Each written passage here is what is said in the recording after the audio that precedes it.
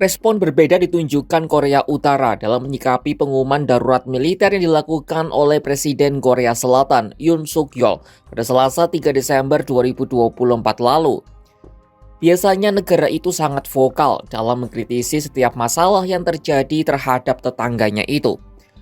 Misalnya setiap ada aksi demonstrasi yang tak setuju dengan kebijakan pemerintah Korsel, media korut akan menyebutnya sebagai bukti korupsi dan ketidakmampuan sistem demokrasi Korea Selatan serta pemimpinnya.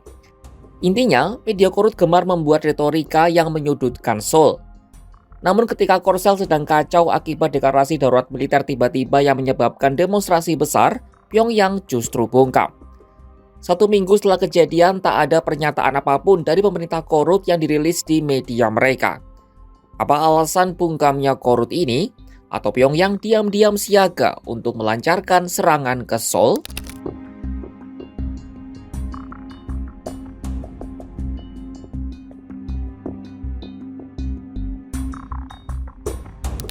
Pernyataan publik pertama Korea Utara baru dikeluarkan melalui media pemerintahnya KCNA pada Rabu 11 Desember 2024 alias 8 hari usai deklarasi darurat militer dibacakan. Dalam media itu pihak korut irit berkomentar, mereka hanya menyinggung sedikit soal darurat militer Korsel. KCNA hanya berfokus pada serangkaian protes yang diikuti oleh lebih dari 1 juta orang yang menyerukan pemakzulan terhadap Presiden Korea Selatan Yoon Suk Yeol. Menurut korut, pemerintahan Korsel sedang menghadapi krisis serius akibat pemakzulan yang terjadi. Korea Utara juga menganggap pengumuman darurat militer yang dikatakan Yoon sebagai senjata kediktatoran fasis kepada rakyat. Bahkan korut menyebut tindakan itu mengingatkan pada kediktatoran militer beberapa dekade yang lalu. Lambatnya respon Korea Utara ini jadi pertanyaan karena Korea Utara sempat disebut-sebut oleh Yoon Suk Yeol saat dirinya mengumumkan darurat militer di Korea Selatan. Dalam pidatonya, Yoon mengumumkan pemberlakuan darurat militer dengan alasan pasukan anti negara dan ancaman dari Korea Utara. Yoon menargetkan Korea Utara dengan tujuan untuk melindungi Republik Korea yang bebas dari ancaman pasukan komunis. Melansir dari Deutsche Welle Indonesia, para analis mengaku bingung dengan kegagalan Pyongyang melakukan pukulan propaganda ke Seoul. Sejumlah pihak berpendapat rezim Kim Jong-un memilih tidak menyebarkan rekaman protes massal warga Korsel karena takut dapat mendorong warganya melakukan hal yang sama. Pihak lain percaya Korea Utara memfokuskan seluruh energinya untuk mempersiapkan diri menghadapi konfrontasi. Teori lain dipaparkan Profesor Hubungan Internasional di Universitas Kookmin Seoul, Andrei Lankov. Ia menjelaskan bungkamnya korut ini berakar pada perubahan konstitusi korut yang kini memandang negeri ginseng sebagai negara musuh. Dengan cara ini, Pyongyang tampaknya merasa tidak perlu mengomentari krisis politik di Korea Selatan. Hal ini juga sebagai bagian untuk menjauhkan kontak dengan negara tetangganya itu. Meski minim reaksi, apakah ada rencana terselubung yang disiapkan oleh Kim Jong-un?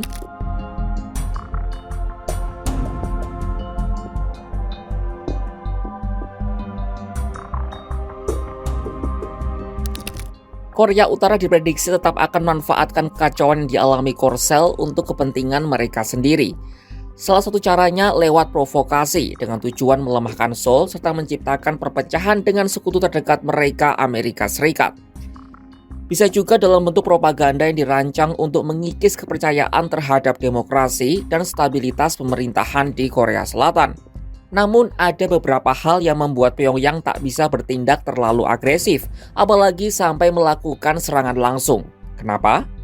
Pertama, jumlah amunisi dan pasukan korut telah berkurang karena sebagian disumbangkan kepada pasukan Rusia dalam pertempuran di Ukraina. Kedua, dukungan Amerika Serikat yang intensif terhadap Korea Selatan jadi salah satu penghalang terbesar. Dilansir dari Business Insider, Kepala Departemen Studi Eropa dan Internasional di King's College London, Ramon Pacheco, menyebut aliansi Amerika Serikat dan Korea Selatan terikat kuat karena didukung oleh berbagai pihak. Washington telah lama mendukung Korsel sebagai salah satu sekutu penting mereka di Asia Timur. Per 2024, sekitar 30.000 tentara Amerika ditempatkan di sana. Amerika berupaya memperkuat sekutu-sekutu demokratisnya di kawasan itu untuk mencegah agresi oleh poros negara-negara otoriter. Tak cuma untuk melindungi dari ancaman korup, tapi juga Cina yang semakin agresif mengancam Taiwan. Meskipun Gedung Putih sempat terkejut dengan deklarasi Yoon, namun upaya dukungan ke Korsel tetap tak tergoyahkan. Keputusan Korea Utara memilih bungkam saat rivalnya dilanda masalah deklarasi militer memang menyita perhatian. Karena Kim Jong-un yang biasanya membuat retorika atau provokasi agresif justru memilih bungkam. Sekalinya Korea Utara memberikan respon pun hanya berupa laporan biasa dan bukan laporan utama. Sejumlah faktor diyakini mempengaruhi sikap bungkamnya Korut, dari mulai berkurangnya amunisi dan pasukan akibat dikirim ke Ukraina, sampai dukungan Amerika Serikat ke Korsel yang membuat Pyongyang harus lebih berhati-hati.